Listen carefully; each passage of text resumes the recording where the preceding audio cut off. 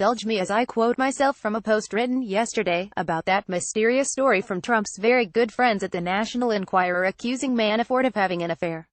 But why would Trump want to make an enemy of Manafort at a moment when Manafort's in legal jeopardy and could tell the feds God knows what about Trump and his family? The only explanation that makes sense is that Trump has reason to believe that Manafort has already betrayed him and now he's out for revenge. Is this the betrayal that set Trump off? New from Bloomberg: the 6 a.m. raid on Manafort's Virginia home last month seemingly caught his legal team by surprise. It came the day after he testified before the Senate Intelligence Committee, and after he had provided his notes to the committee.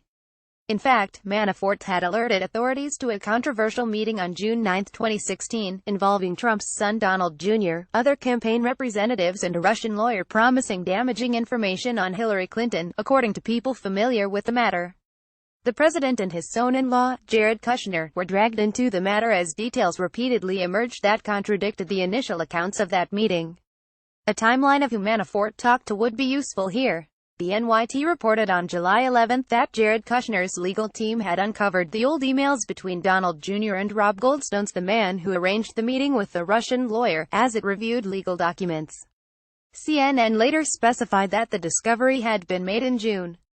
But Manafort had also remembered the meeting and shared that information. Per the Times story on the 11th, Mr. Manafort recently mentioned the meeting to congressional investigators looking into possible collusion, according to the people briefed on the matter.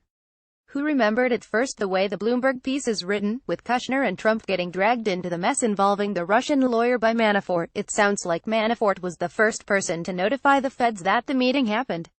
That makes me wonder if Kushner's legal team didn't just stumble upon the Goldstone emails during routine document review, but when looking for them after they found out somehow that Manafort had mentioned a meeting with Russians involving Kushner in June 2016. It may have been Manafort, who's been under pressure by Mueller's office to cooperate and roll over on other Russiagate wrongdoers, who set the whole Don Jr. saga in motion. Which would explain why White House insiders and their pals at the Enquirer were eager for payback.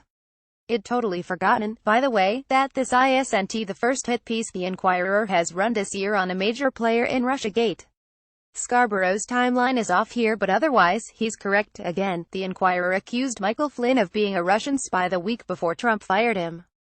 https://t.coke3frhd9rxg, Joe Scarborough at JoniBC, August 10, 2017. It was in March that they accused Flynn of being a Russian spy, not February. But as it happens, news did break in late March, about a week after the Enquirer story dropped, that Flynn was seeking an immunity deal from federal prosecutors. If anyone would know about Trump using the Enquirer as a hatchet against enemies, it's Joe and Mika.